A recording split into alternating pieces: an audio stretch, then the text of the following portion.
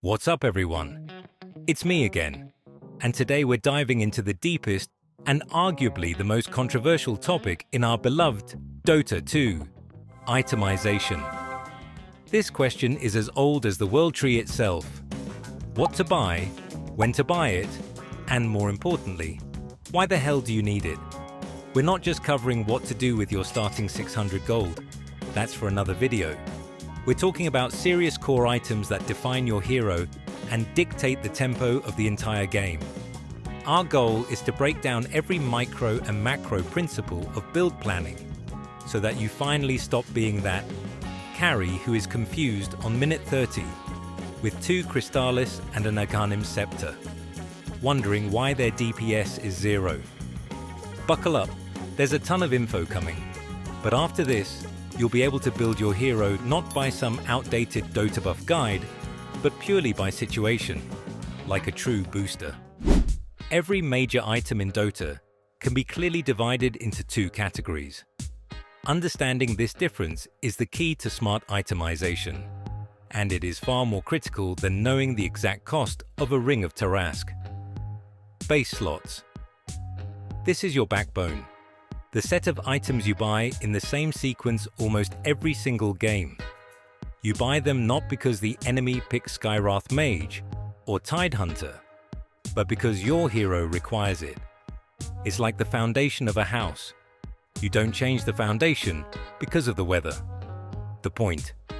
These items have perfect synergy with your hero's skills, talents, or base attributes, maximizing their potential. For example, critical hits plus lifesteal.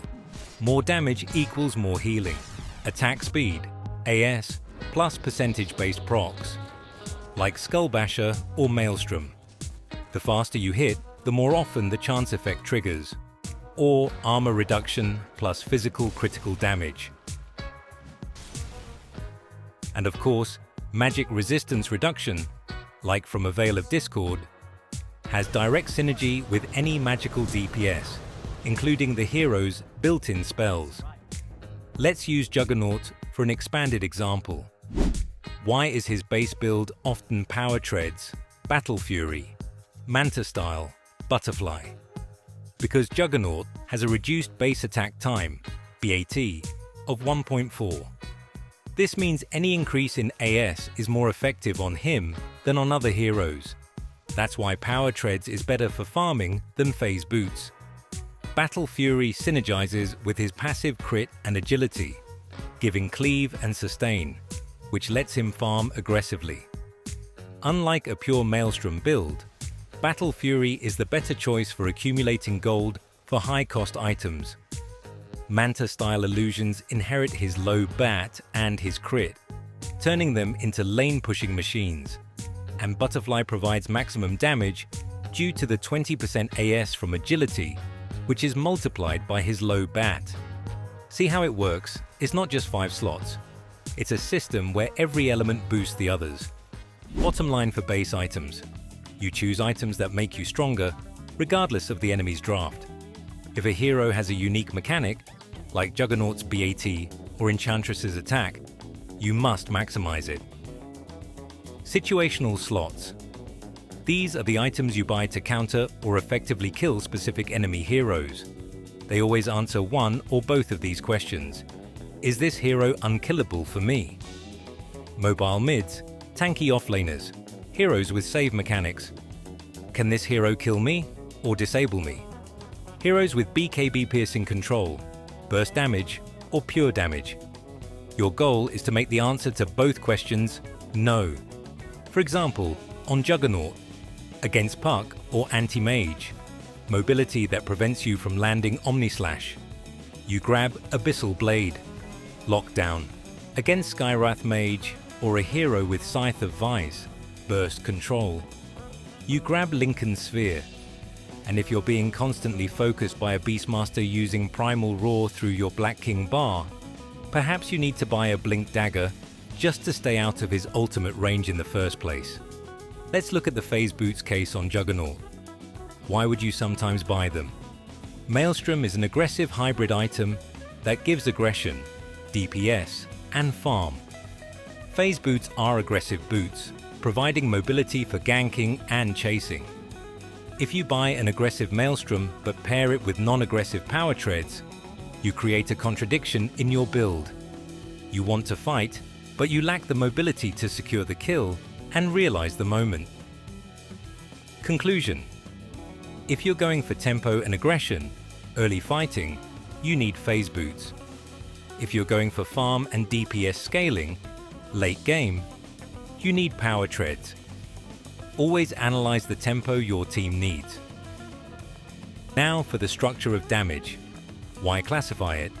To understand synergy and avoid buying trash. All offensive and defensive items fall into 4 categories: physical, magical, hybrid, and utility. Physical items: goal, increase or resist physical damage. This includes damage, AS, armor, critical hit chance, and physical lifesteal. Key feature: physical damage is the only reliable way to deal damage to buildings.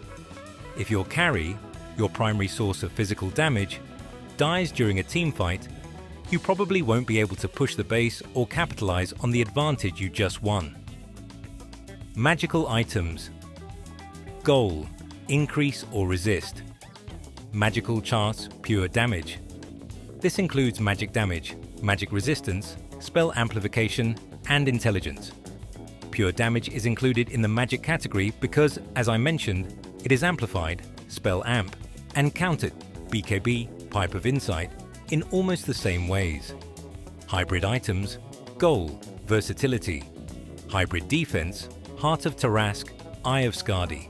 They increase HP, a resource depleted by both magic and physical damage.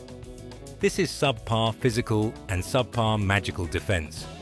It protects less than a focused item, Shiver's Guard versus physical or Pipe versus magical, but it protects against everything simultaneously.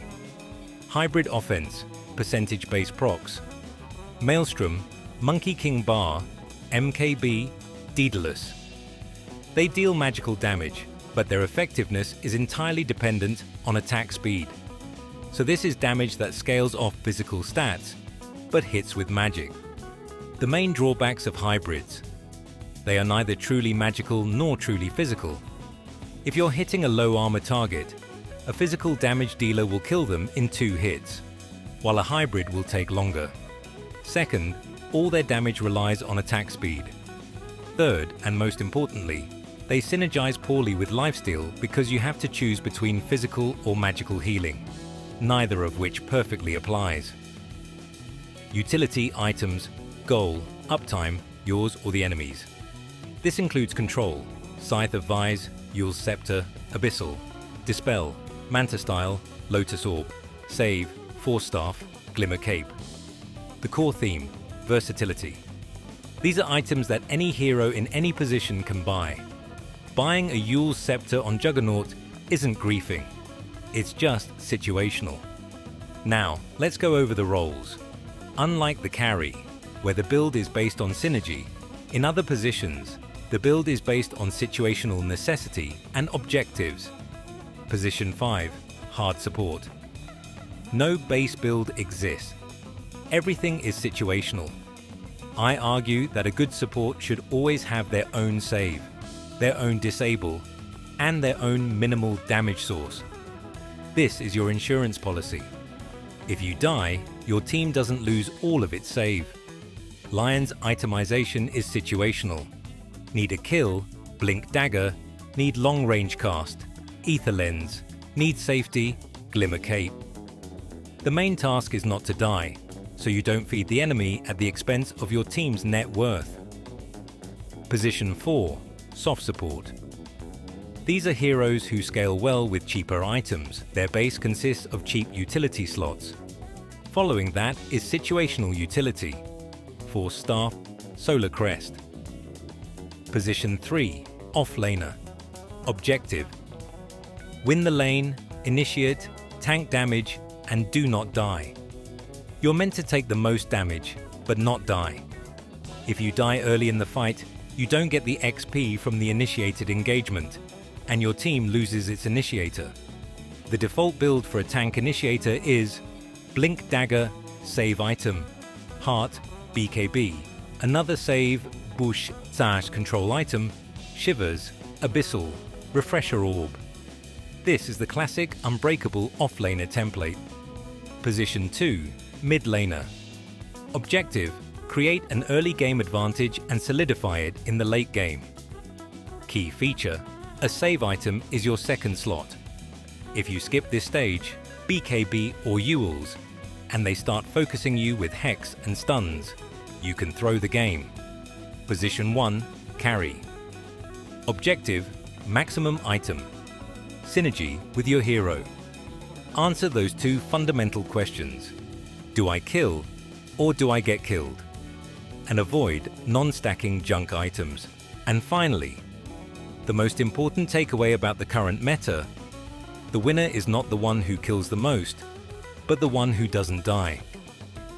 The current meta is built on defense. Aggressive glass cannon gameplay is highly inefficient. The ideal strategy is to fortify yourself from all sides. Save items of gold right now. And only then, like the Roman Testudo or the Theban Phalanx, advance to push the enemy. You must be prepared that your team won't be relying on 5-on-1 focusing, but rather on 5-on save. And if you, as the primary DPS, haven't bought Black King Bar or a save item to survive the enemy burst, you will simply throw the game and lose all your tempo. Thanks for tuning in. Play smart, think hard, and don't buy a Heart of Tarask on Crystal Maiden.